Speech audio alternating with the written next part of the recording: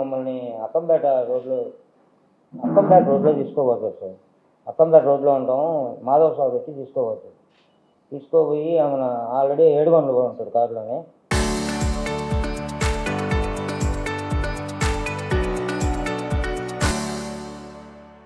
మా ఇద్దరిని ఒకే దగ్గర పట్టుకుంటారు. పట్టుకొని ఆమె తీసుకొని పోతారు సార్. స్టేషన్కి తీసుకొని పోయి ఆమెను కూర్చోబెట్టి మమ్మల్ని అంటే తెలా 4 దెబ్బలు కొడతాం సార్. కొట్టంగానే ఆమెను మేము అంటే 7 గంటలు ఆల్రెడీ చెప్పేసి ఉంటాడు. ఆమె మేము ఇద్దరం కూడా ఉన్నాను, మేము ఒప్పుకుంటాం సార్. నిజం తీసాము అని చెప్పి ఒప్పుకుంటాము. ఆమెన సరే అని చెప్పి ఇంకా నైట్ అక్కడే పెట్టేస్తారు సార్. మమ్మల్ని అక్కడే పెట్టేసి ఆమెను ఉదయాన్నే వస్తాడు. ఉదయాన్నే సారు శుక్రవారం నైట్ అక్కడే ఉన్నాం సార్. కొట్టేసి ఒప్పుకున్నాం, అయిపోయింది సార్. శనివారం ఉదయాన్నే సార్, ఉదయాన్నే వస్తారు. అప్పుడు సారు అనీప్ సారు, రాకేష్ సార్ ఇద్దరు వస్తారు. లోపలికి మా కాడికి వచ్చి ఆమె ఏం చేశారా ఏంది అంటే ఆమె మేము ముగ్గురు చెప్తాం సార్. ఇప్పుడు శనివారం సాయంత్రం కూడా స్టేషన్లోనే ఉన్నాం సార్. ఆదివారం స్టేషన్లో ఉన్నాం. ఆదివారం రోజు కూడా స్టేషన్లోనే ఉన్నాం సార్. ఆదివారం నైటు ఇది వస్తువులు రికవర్ అయిపోతాయి. రికవర్ అయిపోయినాయని చెప్పి రిసీవర్ కూడా మాతో కూడా ఉంటాడు, కొన్నాయన కూడా. ఆమె రికవర్ అయిపోయినాయని చెప్పి అందరూ స్టేషన్ బెయిల్ ఇచ్చేసి 7 ముద్రలు తీసుకుంటారు సార్. గూడూరులో 7 ముద్రలు అన్నీ అయిపోయిన తర్వాత మా ముగ్గురికి తీసుకుంటారు, ఆయన రిసీవర్కి తీసుకోరు. రిసీవర్కి 7 ముద్రలు ఏం తీసుకోరు. నన్ను ప్రసాద్ 7 గంటలు ముగ్గురికి తీసుకొని వచ్చి సార్ సంతకాలు పెట్టించుకొని ఆదివారం సాయంత్రం మీరు రేపు ఉదయాన్నే జామీన్ తెచ్చుకోండి అని చెప్పి పంపించేస్తారు సార్ మమ్మల్ని. ఆమెను మేము ఇంటికి వెళ్ళిపోతాం. ఆమె 7 గంటలు ఆయన ఇంటికి పగలపూరికి ఎక్కడికో పోతాడు సార్. పగలపూరికి ఆయన చెప్పిపోయాడు. అవును సార్, బయటికి వెళ్ళిపోయాం. మేము ఉదయాన్నే సోమవారం రోజు ఉదయాన్నే వచ్చేస్తాం. నేను ప్రసాద్ ఒకే టైంకి వస్తాం స్టేషన్ దగ్గరికి. 7 గంటలు రాడు సార్. ఆమె సోమవారం కూడా అక్కడే ఉంటాము. మంగళవారం రోజు కూడా అక్కడే ఉండి మంగళవారం సాయంత్రం ముందుకు సార్. మంగళవారం రోజు తీసుకొస్తారు సార్. 4 గంటలప్పుడు మేము లోపల రూమ్లో పెట్టున్నారు మమ్మల్ని. కారులో వచ్చి అది చూస్తాం సార్. తీసుకొచ్చి కారులో తీసుకొచ్చి లేవడుతూ ఉంటాడు, ఆయన లేడు. ఆమె మాధవ్ సార్ మళ్ళీ కారు తీసుకొని పోయి నేను గిట్ట గూడూరు సైడ్ వెళ్ళిపోతుంది. మంగళవారం ఉదయాన్నే పోలీస్ స్టేషన్ వచ్చింది సార్. సాయంత్రం కారు దేనిగాడు దిగడు సార్. దిక్కున్నానే ఆ దోమ అడ్డే తీసుకెళ్ళిపోతాడు. పెడతాడు సార్.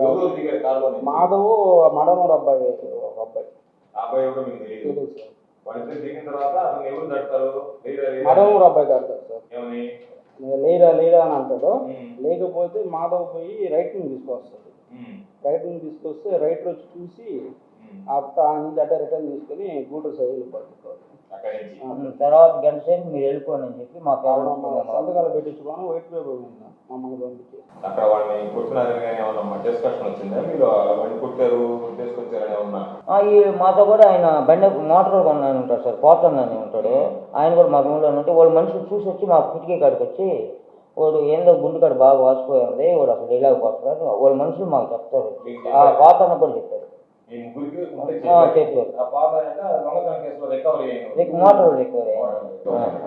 సో నేరుగా అక్కడ నుంచి తన పట్టకొచ్చి పోలీస్ స్టేషన్ దగ్గర పెట్టారు.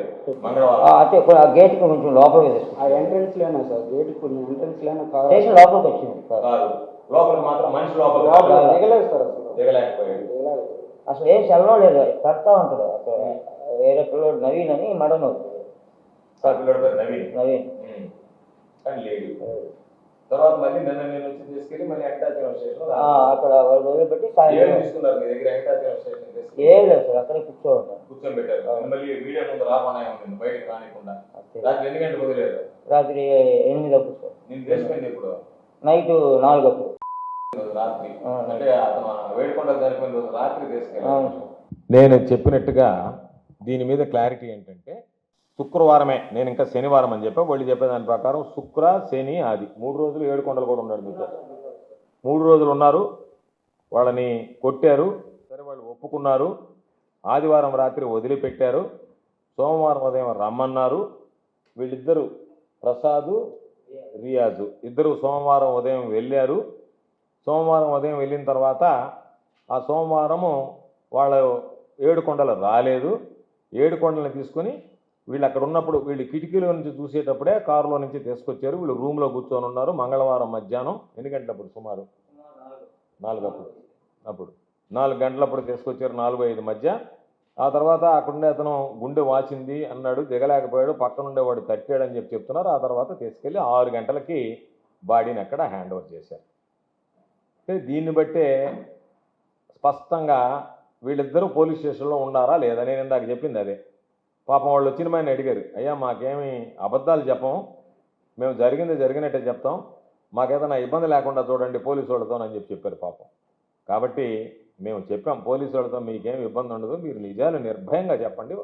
ఎక్కడా కూడా ఈ సమాజానికి తెలియాల ఈ వ్యవస్థ ఏ విధంగా పనిచేస్తుంది, చంద్రబాబు నాయుడు ప్రభుత్వం ఏ విధంగా ఉంది, ఏ విధంగా మీరు సాక్షుల్ని భయపెడుతున్నారు, ఏ విధంగా మీరు సాక్షుల్ని ప్రభావితం చేస్తున్నారు.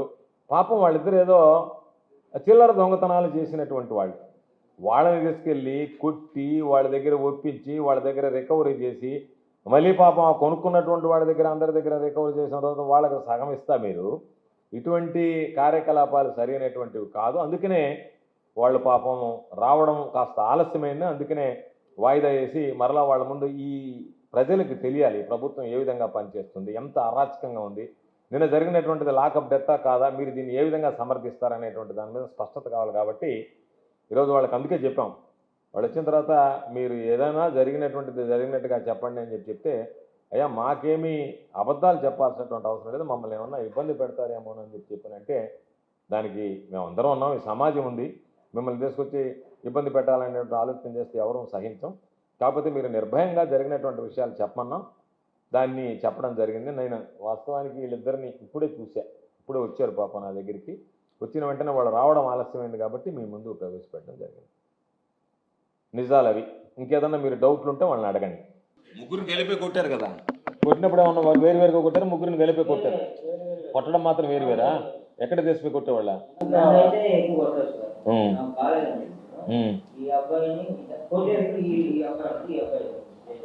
నువ్వు కోటి దగ్గర నువ్వుండే అంటే నువ్వు దిట్టంగా ఉన్నావు కాబట్టి కొట్టారేమో. తీసుకెళ్ళి వెనక క్వార్టర్స్ ఉన్నాయా? ఆ క్వార్టర్స్లో కొడతారా నిన్ను ఇద్దరిని? ఆ క్వార్టర్స్లో ఎట్ట కొడతారా? చేత్తో కొడతారా లాఠీతో? బెల్ట్తో కొట్టారు ఫస్ట్. ఆ క్వార్టర్స్ లో తీసుకొని కాలు జాపి వెనక్కి ఈడ్చి కొట్టారు. అతను మామూలుగా బెల్ట్తో కొట్టారు. అక్కడ మీ ముందు కొట్టినప్పుడు ఇద్దరిని కలిపి వేరువేరుగా కొట్టారు, ముగ్గురిని వేరువేరుగా పెట్టి కొట్టారు. అంటే అక్కడ కాకుండా దాని వెనక క్వార్టర్ ఎవరు క్వార్టర్స్ అయ్యి దాంట్లో తెచ్చిపోతారా? దాంట్లో పాడుపడిపోయినటువంటి పోలీస్ క్వార్టర్స్లో పెట్టి కొట్టారు.